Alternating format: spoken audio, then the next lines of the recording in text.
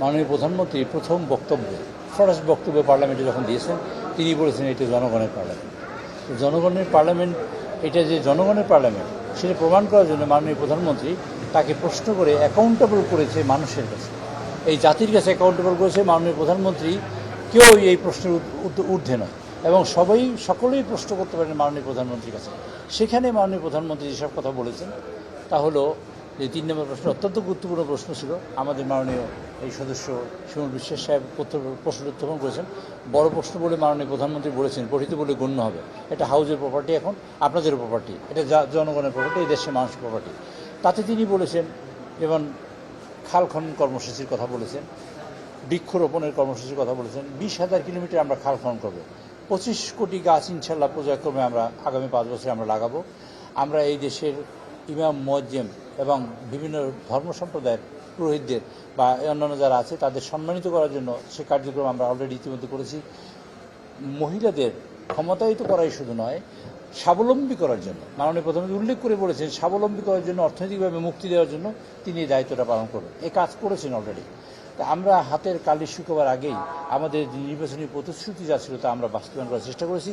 এটাই যে এই তারেক রহমান সাহেবের সরকার, এটাই যে মাননীয় প্রধানমন্ত্রী তারেক রহমান সাহেবের সরকার, তার প্রমাণ হলো এইটা যে আমরা প্রতিশ্রুতি যা করেছি তা বাস্তবায়ন করার চেষ্টা করেছি। আর বিকল্প শ্রম বাজারের ব্যাপারে যে কথা বলেছেন সেটা হলো এই যে আমরা মধ্যপ্রাচ্যে এখন যেহেতু যুদ্ধ চলছে এবং যে একটু যুদ্ধ পরিস্থিতি আছে, সেই যুদ্ধ কবে নাগাদ শেষ হবে আমরা জানি না।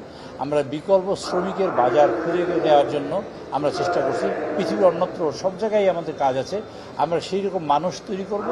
এবং মাননীয় প্রধানমন্ত্রী হয়তো এখানে যা বলেন না, বিভিন্ন সময় বলে আসছেন, সেটা হলো আমরা হবে, বাংলাদেশটা হবে দক্ষ মানুষের হাব, দক্ষ মানুষ তৈরি করবে বাংলাদেশ।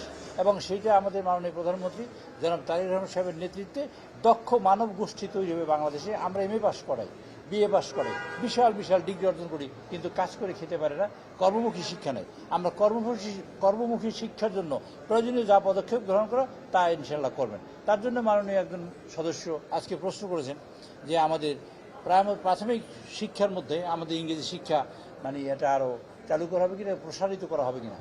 ইতিমধ্যেই আমরা অনেক মানুষকে মানে প্রাথমিক শিক্ষা শিক্ষিত করেছি, মানে শিক্ষকদের। আমরা এটা খুব সিরিয়াসলি গভর্নমেন্ট নিয়েছে, কারণ আমরা প্রাথমিকভাবে একবার প্রাথমিক স্তর থেকে ছেলেদের বা শিশুদের আমরা ইংরেজি শিক্ষা একটা দ্বিতীয় ভাষায় শিক্ষিত করতে চাই। মাননীয় প্রধানমন্ত্রী বলেছেন, আপনারা লক্ষ্য করেছেন, আমরা অনেকগুলো ভাষাভাষী মানুষকে মানে ভাষায় শিক্ষিত করতে চাই। এই জন্য যেন আমাদের যেহেতু আমাদের এখানে দক্ষ মানুষ তৈরি করব, আমাদের মিডল ইস্টে মানুষ কাজ করতে হলে আরবি শিক্ষা শিক্ষিত হবে, আমাদের চায়নায় কাজ করতে হলে মানুষের ম্যান্ডারিন শিক্ষা শিক্ষিত হবে, ইটালিতে কাজ করলে ইটালি ভাষা, কোরিয়ায় কাজ করতে হলে কোরিয়ান ভাষা, জাপানিতে কাজ করলে জাপানিজ ভাষা।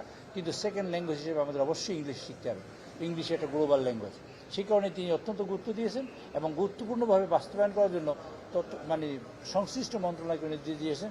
মাননীয় মন্ত্রী সারা দেশ থেকে ঘুরে বেড়াচ্ছেন, আপনি দেখবেন, শিক্ষামন্ত্রী, এবং বিভিন্ন জায়গার থেকে যেসব বিষয় বেরিয়ে আসছে সেসব মিলিয়ে একটা সব মিলিয়ে একটা নির্দেশ তৈরি করে মাননীয় প্রধানমন্ত্রীকে প্রদান করা হবে। এবং এ বিষয়ে মাননীয় শিক্ষামন্ত্রী যথেষ্ট সচেতন আছে এবং দিনরাত পরিশ্রম করছেন ইনশাআল্লাহ।